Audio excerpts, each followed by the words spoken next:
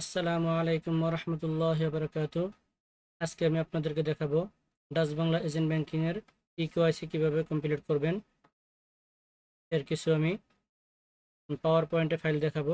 সরাসরি আপনাদেরকে দেখাতে চেয়েছি অনেকবারই, অফিসিয়াল ব্যস্ততার কারণে সরাসরি ভিডিও করা সম্ভব হচ্ছে না, তাই আপনাদেরকে আজকে পাওয়ার পয়েন্টের মাধ্যমে কিছু কাজ দেখাবো।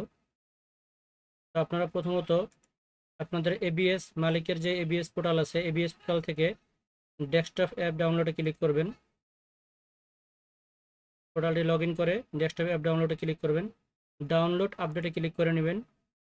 এখান থেকে আপনার এখানে ডাউনলোড হবে। ডাউনলোড কমপ্লিট হওয়া মাত্র আপনারা চলে যাবেন যেখানে আপনি ফাইলটি ডাউনলোড করেছেন, ডাউনলোডে চলে যাবেন।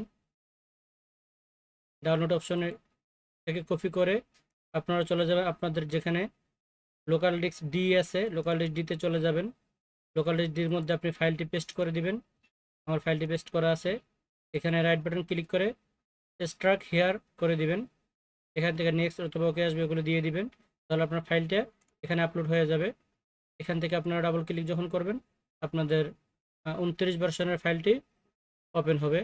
আপনারা আপনাদের মালিকের পোর্টাল লগ ইন করে ইকেওয়াইসি থেকে অ্যাকাউন্ট করতে পারবেন। তো আমি প্রসেসটি এখন দেখাচ্ছি আপনাদেরকে।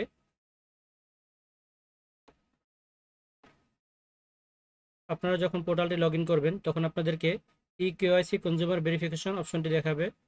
এখানে ক্লিক করবেন। এখানে কাস্টমার ইউনিক আইডি অর্থাৎ কাস্টমারের এনআইডি নাম্বারটি দিয়ে দিবেন। এখানে কাস্টমারের জন্ম তারিখটি দিয়ে দিবেন। এখানে জন্ম তারিখটি দেওয়ার নিয়ম হচ্ছে আগে বছর, তারপরে দিবেন মাস, তারপরে দিবেন দিন, তারপরে কাস্টমারের মোবাইল নাম্বারটি দিয়ে দিবেন, এজেন্ট পিন নাম্বারটি দিয়ে দিবেন। এইখানে ক্যাপচার বাটনটি ক্লিক করবেন। ক্যাপচার ফিঙ্গার যখন ক্লিক করবেন সাথে সাথে আপনাদের এরকম একটি পেজ চলে আসবে। এই পেজের উপর আপনারা ফিঙ্গার নেবেন, কাস্টমারকে ফিঙ্গার ধরে রাখতে বলবেন।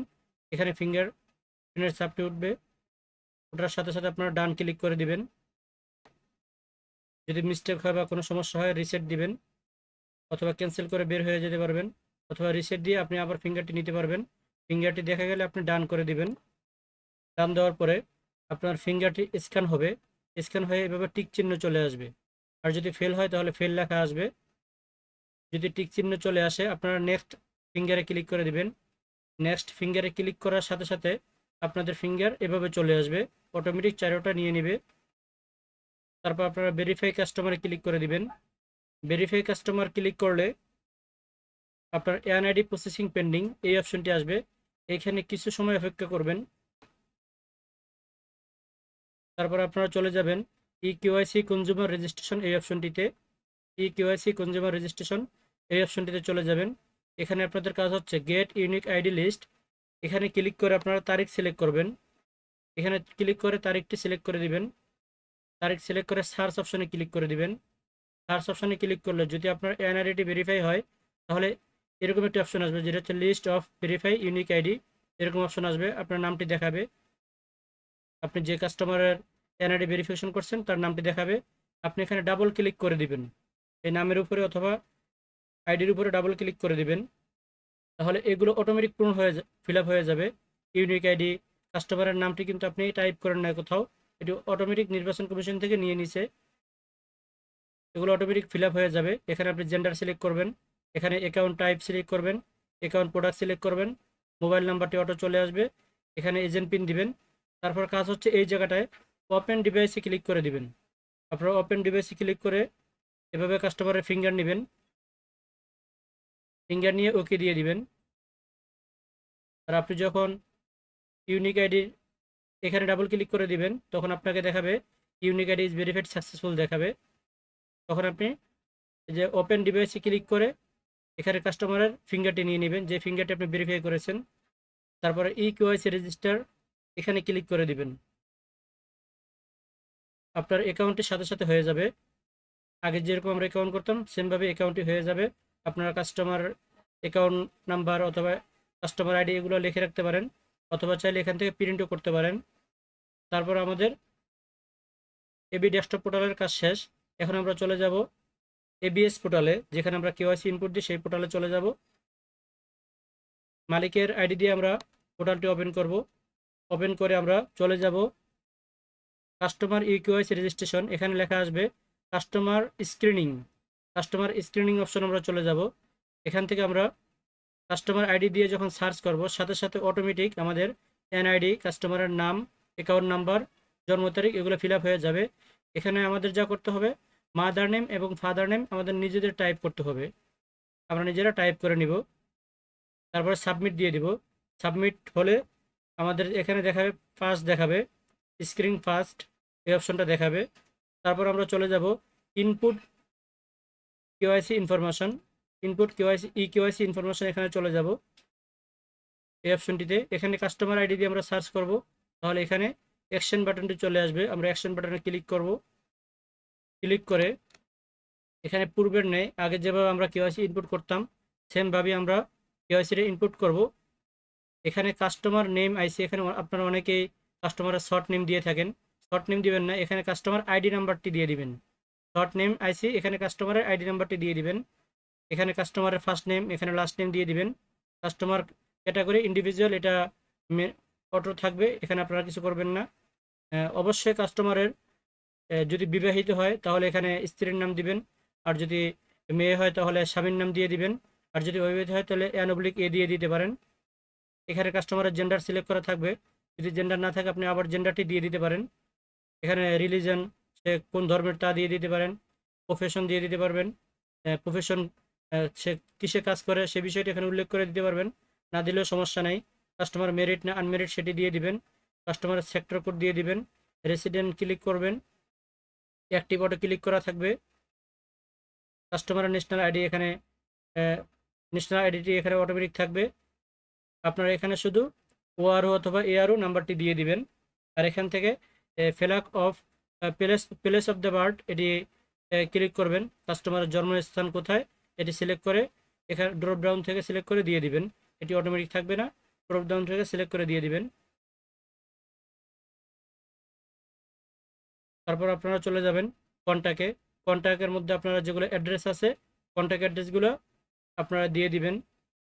Mailing address, present address, permanent address এগুলো দিয়ে দিবেন। আর যদি সম্পূর্ণ অ্যাড্রেস এক হয় তাহলে প্রথম অ্যাড্রেসটি পূরণ করে বাকিগুলো সেম আস মেলিং, সেম আস পার্মানেন্ট অ্যাড্রেস এর ক্লিক করে দিলে অটোমেটিক ফিল আপ হয়ে যাবে।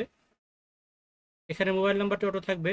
তারপর আপনারা রেসিডেন্ট ফোন নাম্বার হয়তো এটি অথবা অন্য করে ফোন নাম্বার দিয়ে দিবেন। আর যদি আপনারা আই ব্যাংকিংয়ের কার্যক্রম করতে চান তাহলে এখানে একটা ইমেল নাম্বার দিয়ে দিবেন কাস্টমারের, তাহলে কাস্টমার সহজে আই ব্যাংকিং চালু করতে পারবে।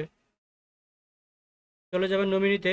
এখানে নমিনির নাম দিবেন, নমিনির জন্ম তারিখ দিবেন, নমিনির এনআইডি কার্ডের নাম্বার, নমিনির মোবাইল নাম্বার, নমিনির সাথে রিলেশন কি, ফাদার মাদার ব্রাদার যা হয় দিয়ে দিবেন। নমিনির ঠিকানাটা দিয়ে দিবেন আইডি কার্ড থেকে দেখে। নমিনি এখানে 100% দিয়ে দিবেন। আর যদি দুইজন নমিনি হয়, একজন নাবালেগ আর একজন নমিনি, তার যদি দুইজন হয় তাহলে নাবালেগ যে তারটা 30% দিবেন, আর যিনি সাবালক তার 70% দিয়ে দিবেন। আর যদি একজনই সাবালক হয় তাহলে তার ম্যাচিউরড হয় আর কি, তাহলে 100% আপনি দিয়ে দিতে পারেন।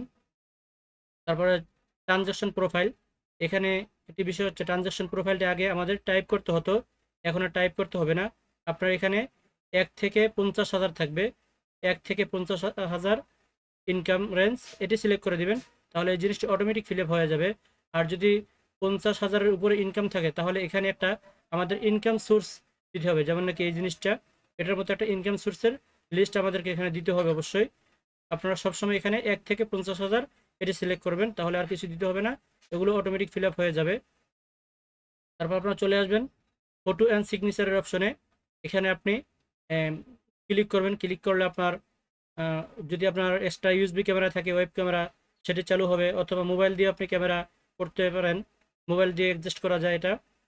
প্রথমে আপনি এনআইডি ফ্রন্ট সাইড নেবেন, তারপর ব্যাক সাইড নেবেন, কাস্টমারের ছবি নেবেন, কাস্টমারের সিগনেচার নেবেন, এগুলো নিয়ে আপনি অ্যাকাউন্টটা সেভ করে দিবেন। এটি আপনি খুব দ্রুত করবেন, এখন দেরি করলে এই মুহূর্তে টাইম আউট হয়ে যাচ্ছে, হয়তো সামনের সময় বাড়বে, এটার প্রসেসটার সময় বাড়বে। তো আপনি একটু দ্রুত কাজগুলো করবেন, পরে ছবি তুলে আপনি সেভ দেওয়ার সাথে সাথে অ্যাকাউন্টটা আপনার সেভ হয়ে যাবে। অ্যাকাউন্টটা সেভ হয়ে এরকম একটি পিডিএফ ফাইল ডাউনলোড হবে। এই পিডিএফ ফাইলটি আপনারা ওপেন করবেন, ওপেন করে এটি প্রিন্ট করে রাখতে পারেন। এটি অবশ্যই প্রিন্ট করে রাখবেন আপনার নিজের কাছে। এবি অফিসে আমাদের কোনো কাগজপত্র পাঠাইতে হবে না, আপনি নিজের কাছে জমা রাখেন প্রিন্ট করে, অথবা ফাইলটি আপনি সেভ করে রাখেন। আর আপনার অ্যাকাউন্টটি, যে অ্যাকাউন্টটি করলেন এবং কেওয়াইসি পূরণ করলেন, সাথে সাথে আপনার অ্যাকাউন্টটি অ্যাক্টিভ হয়ে যাবে। আপনারা আপনাদের এবিএস পোর্টাল থেকে ক্লিক করে কাস্টমার ইনকোয়ারি এখানে ক্লিক করবেন। এখানে সার্চ আইডি, এখানে আইডি নাম্বারটা দিলে আপনি দেখতে পাবেন তার অ্যাকাউন্টটি অথরাইজ হয়ে গেছে। আমার কাছে বর্তমান সামনে করে নতুন অ্যাকাউন্ট না থাকায় আমি আপনাদেরকে লাইভ কিছুই দেখাইতে পারিনি। আমার কাছে একটি পাওয়ার পয়েন্টের ফাইল ছিল, সেটা থেকে আপনাদেরকে দেখাইলাম। যদি কোনোদিন সম্ভব হয় আপনাদেরকে অবশ্যই আমি লাইভ দেখাবো। আশা করি আপনারা লাইভ দেখতে পারবেন। আশা করি সবাই বুঝতে পারছেন। ধন্যবাদ, ভালো থাকবেন। আসসালামু আলাইকুম ওয়া রাহমাতুল্লাহি ওয়া বারাকাতুহু।